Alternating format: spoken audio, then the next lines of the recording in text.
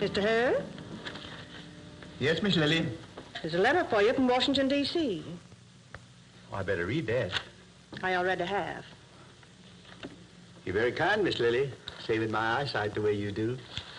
A husband and wife don't have secrets from each other, Mr. Hurd. What do the fellas up there have to say? They aren't saying, they're asking. About what? Stamps. Let me have the sum and gist of it, Miss. They want to know up in Washington how come a town of 628 people increased its stamp purchases $1,600 in a year, which automatically increases your salary $200 a year. Do you suppose, Miss Lily, they're accusing me of scooting off to Atlanta and drumming up stamp business just to raise my salary? They don't say so in so many words. Now, you better dust off the old notepad, Miss Lily. I got me a letter to compose.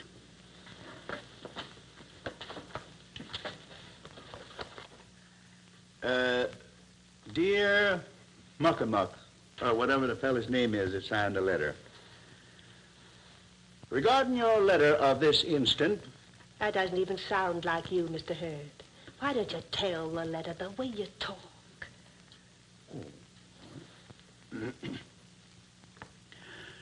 The reason we're buying more stamps in our town now is because, well, because of a big man and small babies.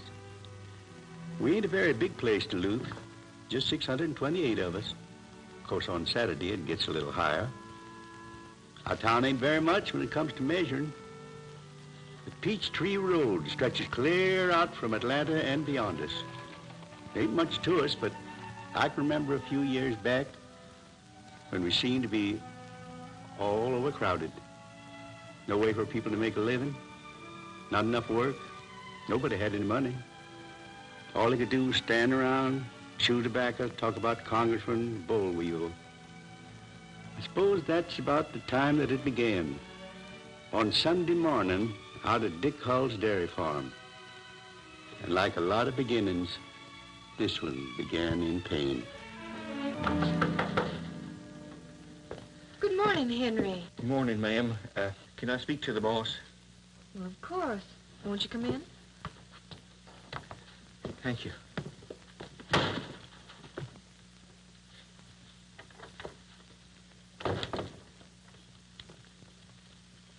Won't you sit down?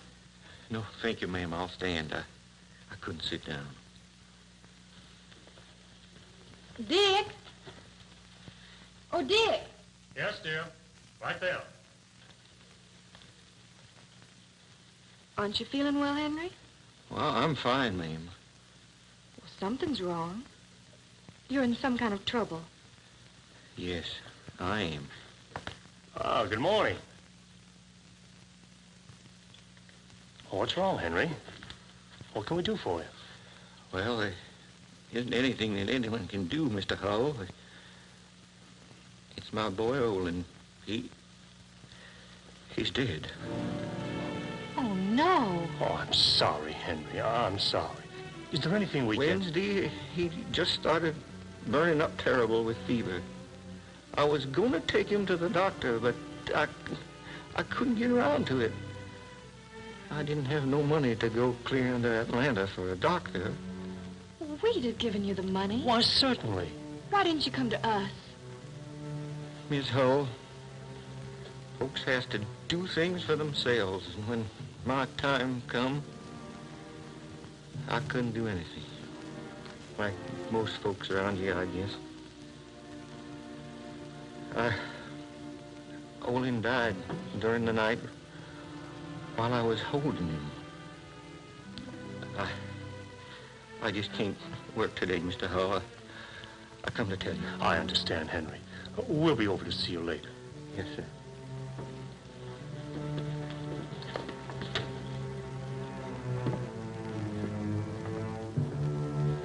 After church, the Hulls got hold of Kate Parsons. She's the storekeeper's wife. Fact is, the store's known as Miss Kate's. All it was and all it will be, I guess. Let's see, you'll need a pair of blue pants, underwear, socks. And this white shirt, Miss Kate. That's real good quality. That's what we want. Land sakes, during his life, that boy never had a white shirt as good as that one. Well, they'll have it now. Best clothes that child had in his whole life, just to be buried in. Well, he shouldn't have died. What gets born gets to die, and who's to say when? Well, I think we've got a lot to say about that, Miss Kate. I'm sure the good Lord wants us to do everything we can to help ourselves. That boy should have been taken to a doctor. Folks in these parts don't have much cash for doctors. Well, there should be a hospital in these parts. A what? A hospital. There are 30,000 people in Gwinnett County, and there isn't a hospital for any of them. Miss Kate, will you do a favor for me? You want me to charge these clothes? No, I'll pay for them. But I'd like you to do something else, though. I'd like you to ask everyone you know to come to the schoolhouse tomorrow night. Got something on your mind, Mr. Hull? On my conscience. Talk to as many people as you can. I'd appreciate that. All right. Well, quite a few of us showed up at the schoolhouse. Our people are proud, and they can be mighty touchy, too. But Dick Hull didn't press or force anything. And we don't want this boy's death to have been in vain. There'll be other children. There'll be more sickness. Let's give them a chance to live. But we need a hospital here in Duluth, where a mother can come to have a baby, where a father can bring a sick child. We need a lot of things. Well, most things can wait, Mr. Corley. This ought to come first. You better look around, Mr. Hull. No rich people in this room. What you're talking about takes an awful lot of money. I know it's going to take money, Mr. Hurd, and I'll start it off. I'll give $20 a month for the next 6 months to see if we can make a go of it. What do you want from us? Anything you can give, no more. I can afford to give $10. I'll scrape it together. Each month. Yeah. Might bid at $10. You can count on me for $10. Oh, thank you, Miss Kate. Well, come on, folks, speak up. 20, 10, 5, $1, 50 cents, anything you can afford. Well, I reckon I can afford to give $5. Thank you, Mr. Hurd. Oh, Mr. Hull, now most of us folks hardly have any money at all. Will you take work? Work? You bet we will, Mamie. Work's as important as money. Well, then put me down for a lot. Oh, thank you. Maybe you can count on me for a couple of dollars. Oh, thank you, Mr. Corley. Hey, that's a wonderful job he's doing there, isn't it? Yeah. I like him. Nothing. In terms of building hospitals, we raised nothing. $80 in cash. A few $100 more in promises. We tried. Tried? Past tense? What are we going to do, dear? Keep trying. I'm going to write to my father. It was probably the most important letter ever sent from Duluth. Up in Detroit, Nora's father, A.R. Clancy, is a big man among big men. He started as a hard rock miner and was a top executive by the time he was 38. He was the man who had produced the Pontiac automobile, and he was as rough as the bolts that went into that car. He had a mind that moved with assembly line logic. But he had a weakness. He loved people. This night, Mrs. Clancy was smiling a tantalizing smile. What does that smile mean, my dear? Oh, nothing. And what does nothing mean? Nora writes a very beautiful letter, doesn't she? I was quite moved when I read about the struggle her little town is having. How they've all banded together in a crusade for a hospital. Were you touched by the letter? Touched? Yes, in a manner of speaking. I'm going to take a walk before I turn in. Mail your answer to Nora? You seem to know something. Hey, you snitched my letter. I did. That is a federal offense, punishable By many years of marriage. Dear Nora, your mother and I Marriage or no marriage, I'm liable to have you arrested. We were deeply moved by the story of what your little town is trying to do. Well, I can try to encourage them, can't I? Give me my letter. We're sending $500 now to help get things started. And every year we'll send more on the birthday of of your little sister Joan, who died of pneumonia 17 years ago, because the drugs which might have saved her were not known then. We make this gift in memory of her.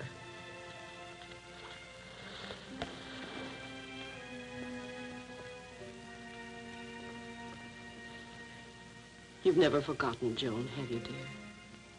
In the 17 years, I don't think a day has passed that I haven't thought of her. Mail it.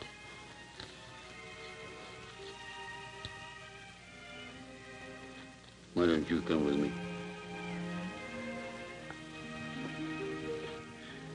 With Mr. Clancy's help, we started to help ourselves. We gathered like a small army one morning and went forth to battle. It was the beginning of a long struggle. A long struggle. Mr. Hurd, I'd appreciate your mailing this for me. Well, glad to, Miss Kate. Must be important to hand it to the postmaster himself. It's to Mr. Clancy. I've informed him the first baby was born in our hospital. And I assume you also informed him that the little dear was named Clancy Jones? Of course. Very diplomatic. Oh, here's a letter I just wrote myself.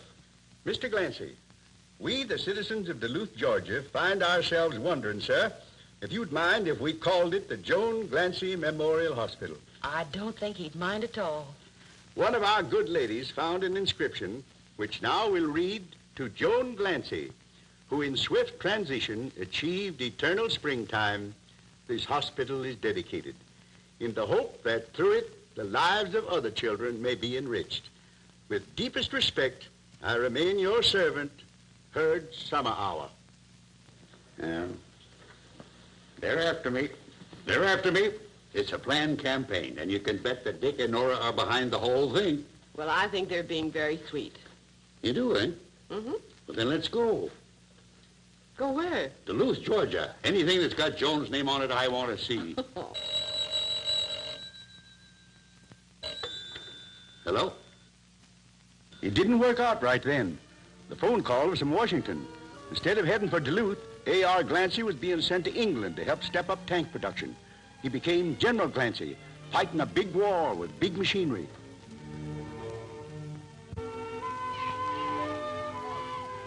Some time slipped by, and then General Clancy finally arrived in Duluth by way of a lot of important detours. And so all through the war, Nora, I kept thinking of this little town. Took a long time, but here I am. Now, where's that hospital? There it is, Father. Well, I don't see any hospital. Where is it? You're looking at it. That building there. That's the Joan Clancy Memorial Hospital. Got full rooms. Well, congratulations. How many beds does it have? 2. 2 wards. 2 beds. And there are 30,000 people in the county? 2 hospital beds more than they ever had. Well, that's not good enough. Why? Because it doesn't look like a New York medical center? It's got heart, and it's our hospital. For rich or poor, black or white. For those who can pay with money, or a basket full of eggs or work. Or for those who can pay nothing. The sentiment is fine, honey, but the hospital is not good enough. It's the best we can do, Father. And that's not good enough either. It's not fair of you to talk like that. It's fair for me to talk like that because I intend to do something about it. I couldn't during the war, but I can now. Come on, Nora, the sooner I start, the better. The word soon to General Clancy meant getting started 10 minutes ago, retroactive of yesterday. His mind moved like a jet, and occasionally made just as much noise. Well, I'm glad to meet the staff, all 2 of you. Well. Huh? 4 rooms, eh? 2 beds. Uh-huh. I suppose a lot of you folks are wondering why I called a meeting here at this hospital. Well, we're very grateful to you, General Clancy, for helping us build a hospital, but we did wonder why you called a meeting here. What's your name? I'm Mamie Howell. Well, Mamie, take a good look around you, and the rest of you can too, because this place is not going to be here very much longer. I have a proposition to make, and I want you all to listen to me. We're listening, Father. What's your proposition, General? Buy yourself a tract of land, 15 or 20 acres. And then dig a deep well on it for an adequate supply of water. Put the land in shape. 3 things now. Buy yourself the land, provide water, put it in shape, and I'll build you a hospital. I'll build you the finest small-town hospital in the country. Oh, Father. Thank you, Jenny. Thank you. Thank you, Jenny.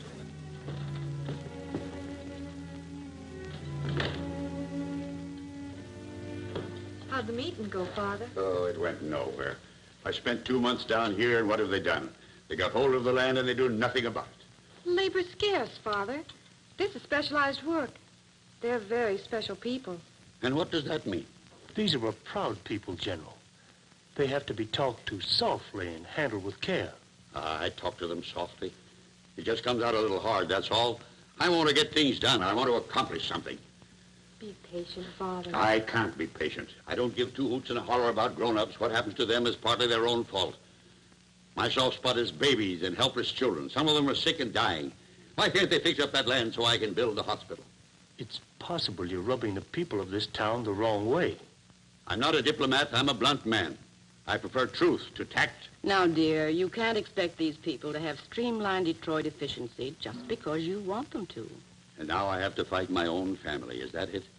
You say these people are proud. Perhaps there's a little resentment in their attitude. Well, if that's true, I'm heading right back north. Oh, Father, you wouldn't do that. Wouldn't I? Well, someday you may get up and find yourself missing a father. Everything's normal. Don't worry yourself too much. Things weren't quite as simple as Mrs. Clancy thought they were. The people didn't go to the general, and General Clancy didn't go to the people. It was the Cold War, and each day it got a little colder. Things were pretty much beyond fixing. Those crickets. They're going to drive me crazy. You know that, don't you? Relax, dear. Relax. That's all I've been doing for weeks. Relaxing. The whole town is relaxed. Nobody comes to see me. That's how relaxed they are. What do they want?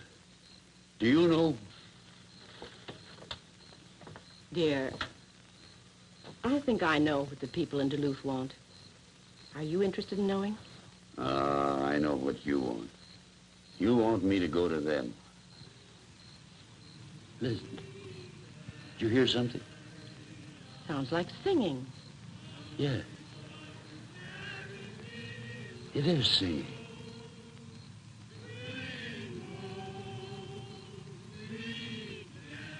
It was Mamie Howell and some of the people from her church. They knew that relations were strained, and this was their way of trying to end the Cold War. They didn't waste time with words. Maybe they didn't trust them. They just sang.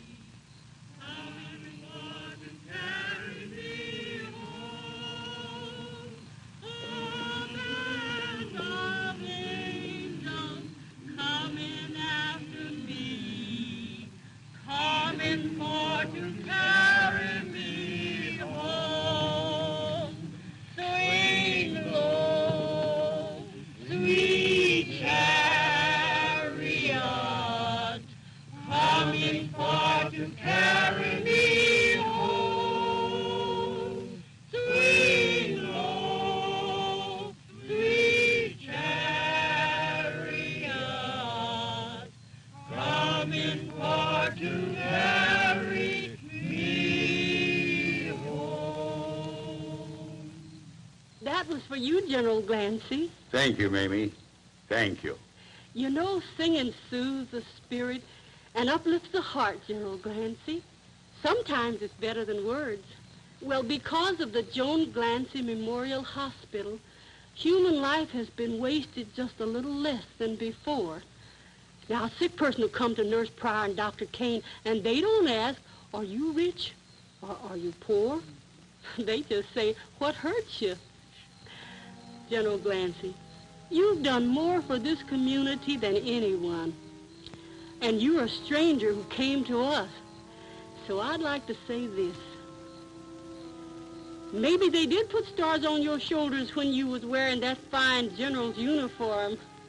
But that ain't nothing, General. 'Cause later on, they're going to put stars on your crown. We thank Mrs. Clancy, too. Sure do. Won't you ask General Clancy to say something to her? You wait just a moment. He'll speak to you. It was just as though Mamie took the general's hand and then took the people's hand and put them together.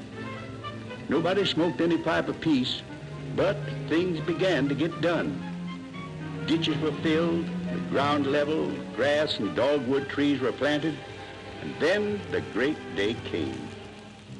We had our hospital, the Joan Clancy Memorial Hospital, a building of brick and glass and steel. It had an operating room, a dental office, nurses' quarters, a fine laboratory, a doctor's house, and every gadget in the world to make the birth of a child easier and safer. There wasn't just one nurse now, there were 11. And half the doctors in the county brought their patients in. It was a miracle of miracles, the pride of our lives. But it brought another problem. A hospital is a mighty expensive proposition. It costs money to run. That money's going out. Not everybody could pay, so there was very little coming in. The fact is, the hospital was losing $4,000 a month, and it was losing it right out of General Clancy's pocket. Once again, General Clancy put his mind to a problem. He came up with a plan to help finance the hospital, a business and a factory to house that business. A $500,000 factory to support a $250,000 hospital. It gave a lot of work to a lot of people, and Duluth prospered. Behind all of it was the Clancy energy and know-how. He worked things out with the manufacturers. He machine-tooled Mac Pittard into his own style and methods. They were a great team.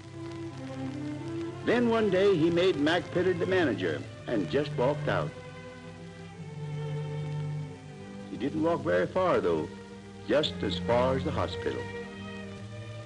And of all his accomplishments, the hospital was the pride of the general's life.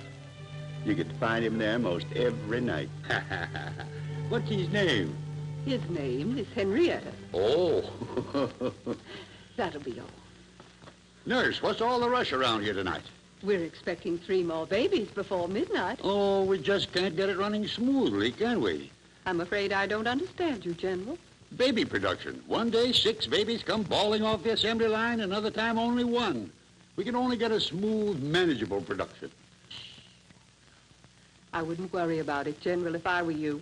There are some things in this world that defy efficiency and scheduling. The Joan Clancy Memorial Hospital has brought over 4,000 babies into the world, and it's a pretty steady business, even though it might seem to the general a bit erratically planned at times. There were white babies, colored babies, fat ones, thin ones, laughing babies, crying babies, healthy babies. He built the hospital, he built the factory, and he's rebuilding the town. They don't know it yet, those helpless little ones, but they will someday. And he did it all for them. The big man. And his weakness, the very little people.